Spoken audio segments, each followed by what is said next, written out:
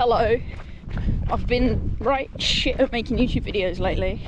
Mostly I just haven't wanted to, haven't really had anything to say, or I haven't been able to put my brain into gear to come up with topics that are worth anyone's time or make any sense to anyone other than me. Mental health situation keeps steadily improving, I guess. It's, again, not linear. Some of you are probably familiar with the process of trying to work through something, and then sometimes you have sort of realizations or make breakthroughs that don't necessarily result in an immediate step forward.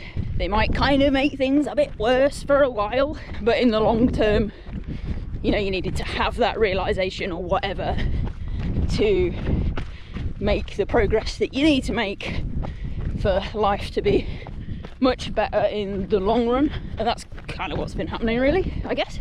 I'm unfortunately discovering that if I go through life in the way that's most comfortable to me, I am basically a pretty antisocial dickhead. I don't know, maybe that realization's kind of a relief. But anyway, that's not what the video's about. Training's been going well, and I've been getting consistently back into it, getting back to the point where 100k weeks will be the norm for a bit before I taper for my next thing. And I'm enjoying training, which is important, obviously. I've got plans set out, but they're not sort of rock solidly set in stone, so there's sort of room for life to happen and whatnot. Over the summer I achieved a pretty incredible level of consistency, but now the next challenge, I think, is understanding how to maintain that consistency whilst still having enough flexibility that if there's a week that doesn't quite go to plan, it doesn't immediately send me into a stress spiral that I've not hit my specific goals or numbers for that week or whatever. Like, I'm not a professional athlete, so training should be fun. It should be enjoyable. I should be doing this because I want to. So if things are coming in, creeping into the corners of my mind that are impacting that and making it so that none of this is enjoyable, then something needs to be reevaluated. And I think I'm doing a reasonable job of that. Alright, first thing we need to do if we want to achieve some level of training consistency is bin the ego. Get rid of it. We don't need that. Tell it to fuck off. As soon as you start comparing your own training and your own training volume to other people and start comparing your results to other people, that's where the doubt will begin to creep in. In some cases, maybe some people do benefit from being a bit competitively minded towards other runners in the local area, and that can be fine.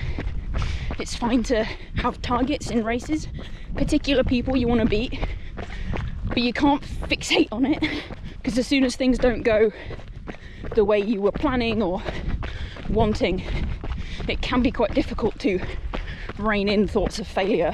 And if your head's not in the game, the training's not going to be as good, and the racing certainly isn't either. So get rid of the ego. Next up, you need to figure out what your realistic baseline volume is.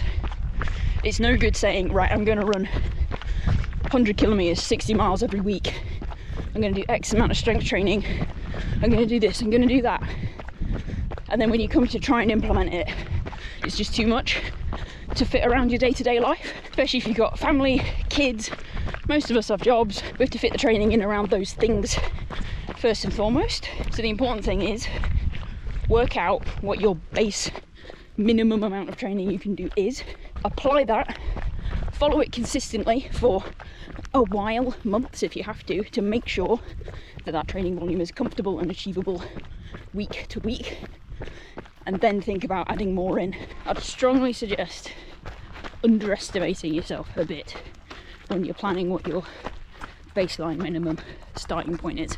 It's always going to end up better if you pick something that's pretty achievable and then build from there. Starting small also allows your body to adjust much better than if you just dive straight in with some kind of massive training load. Much less likely to get injured, much less likely to hit some kind of mental burnout wall after like 2 weeks, and you'll generally just have a better time than trying to dive straight in. This isn't a particularly steep hill, but it's very uneven terrain, so the fatigue sort of creeps up on you a bit.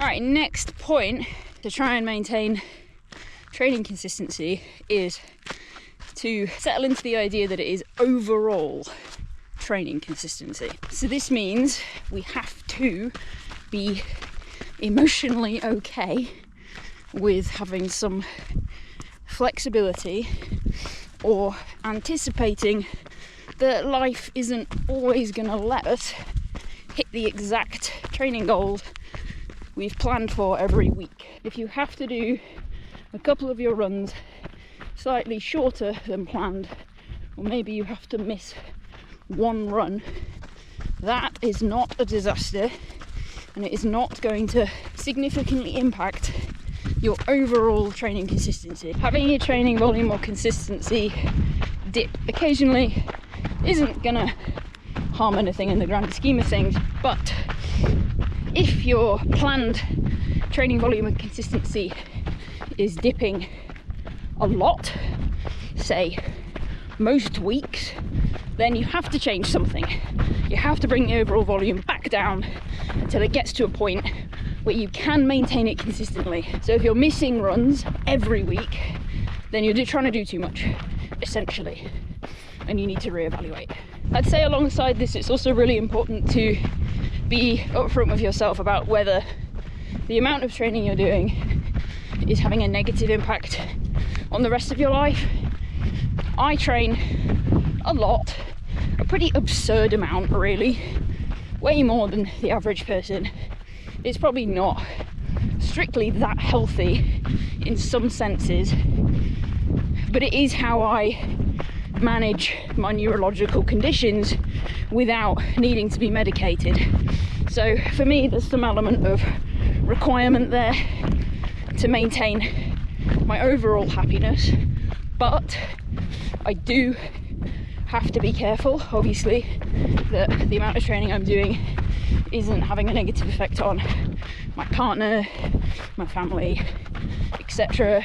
So if I find I'm routinely skipping out on certain social occasions, or I'm neglecting Greg emotionally because I'm too focused on the training, then I have to be honest with myself about that and dial it back. As it is, my training volume appears to be maintainable alongside my life, but I'm inherently not a particularly sociable person, and I have a partner who's inherently not a particularly sociable person, and that just works for us. If I had a much more demanding job, or kids, or maybe an ill family member I had to look after or whatever, obviously I would have to change things, and I'd have to accept that that's just how things had to be, and I'd just get as much training in as I felt like I could without impacting those other elements. So those are your 3 things to focus on if you want to maintain a good level of training consistency year round, year on year, forever. So I want to make sure the ego's gone. I want to make sure we've established a achievable baseline training volume that you can build from when you feel ready to, or when you need to train for something specific. And you need to be realistic about life getting in the way of things, and maybe not every week going exactly as planned. If we can do those things, then we're golden. We're sorted. Every problem in the world will be fixed. Hi gang, that's everything for today. We'll leave with this shot of Burbage Valley, and I'll catch you in the next one.